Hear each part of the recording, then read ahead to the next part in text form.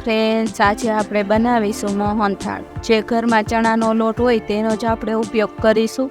કરકરા ચણાનો લોટનો બિલકુલ ઉપયોગ નથી કરવાનો, તો પણ એકદમ તમારો મોહનથાળ પરફેક્ટ બનશે।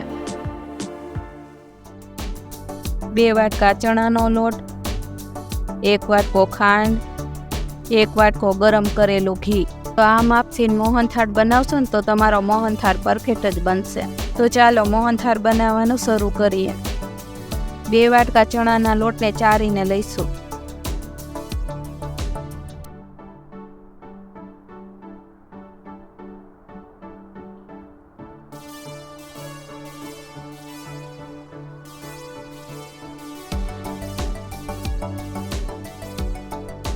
તો ધાબો દેવા માટે અહીંયા મેં નોર્મલ ગરમ દૂધ લીધું છે। ચણાના લોટમાં 4 ચમચી દૂધ એડ કરી દઈએ। 2 ચમચી ઘી એડ કરી દઈએ। તો ઘીને આપણે અલગથી નથી લેવાનું, જે વાટકામાં માપ કરીને લીધું છે ને તેમાંથી જ 2 ચમચી એડ કરવાની છે।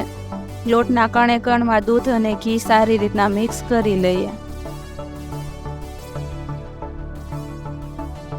તમે જોઈ શકો છો કે દાણેદાર ટેક્સચર આવી ગયું છે। મિક્સ થઈ ગયું છે, હવે તેને ચારી લઈએ। આ રીતના હાથેથી પ્રેસ કરીને ચારી લઈએ।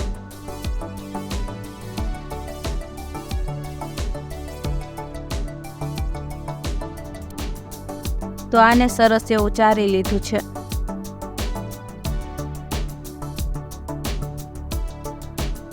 હવે આપણે ચણાના લોટને શેકી લઈએ।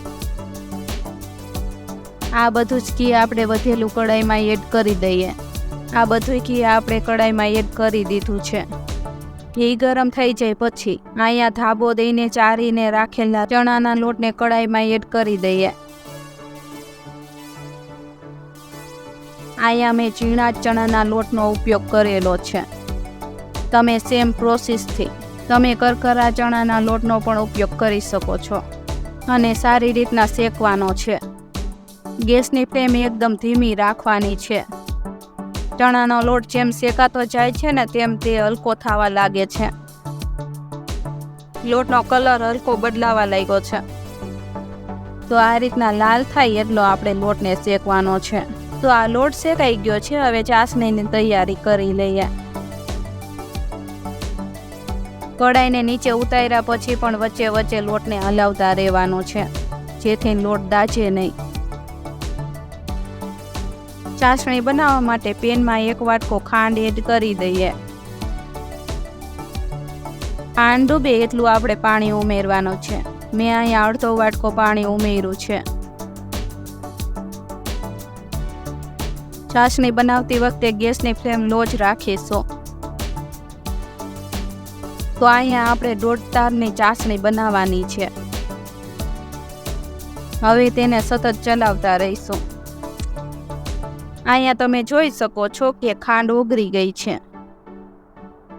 તો અહીંયા આપણી ચાસણી બનવા આવી છે। ચાસણીને વચ્ચે વચ્ચે ચેક કરતું રહેવાનું। ચાસણીને આપણે હાથમાં લઈને ચેક કરી તો આ રીતના તાર બને છે। તો અહીંયા આપણી 1.5 તારની ચાસણી તૈયાર છે। શેકેલો ચણાના લોટને હવે ચાસણીની અંદર ઉમેરી દઈએ।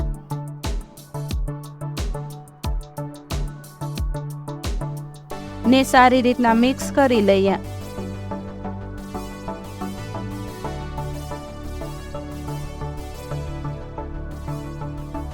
તમે જોઈ શકો છો કે આ સારી રીતના મિક્સ થઈ ગયું છે। મિશ્રણ હવે સેટ કરવા માટે તૈયાર છે। મોહનથાળને સેટ કરવા માટે અહીંયા મેં ઘીથી ગ્રીસ કરેલી ડીશ લીધી છે। તેમાં મિશ્રણ એડ કરીને સારી રીતના સેટ કરી લઈએ।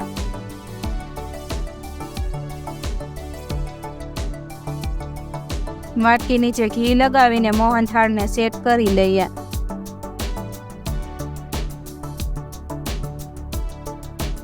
તો આ મોહનથાળ હવે સેટ થઈ ગયો છે। હવે તેને ડ્રાયફ્રૂટથી ગાર્નિશ કરી લઈએ। ડ્રાયફ્રૂટમાં અહીંયા મેં 1 ચમચી બદામ અને 1 ચમચી પિસ્તા લીધા છે।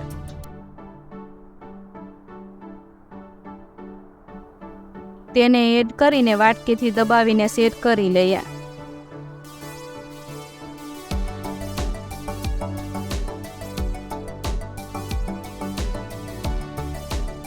થોડું ઠંડુ થાય પછી તેના પીસ કરી લઈએ. તમે આ રીતના મોહનથાળ બનાવશો તો તમારો મોહનથાળ એકદમ પરફેક્ટ જ બનશે. પીસ કરી લીધા પછી 1 કલાક ઠંડુ થવા દઈએ તો તૈયાર છે આ ચણાના લોટનો મોહનથાળ. તમને આ મોહનથાળની રેસિપી કેવી લાગી કમેન્ટ કરીને જરૂર જણાવજો. જો રેસિપી સારી લાગી હોય તો વિડીયોને લાઈક કરજો અને વધારેમાં વધારે શેર કરજો અને ચેનલને સબસ્ક્રાઇબ કરીને બેલ આઇકનનું બટન દબાવી દેજો. ફરી મળીએ એક નવા વિડીયો સાથે. Thank you for watching.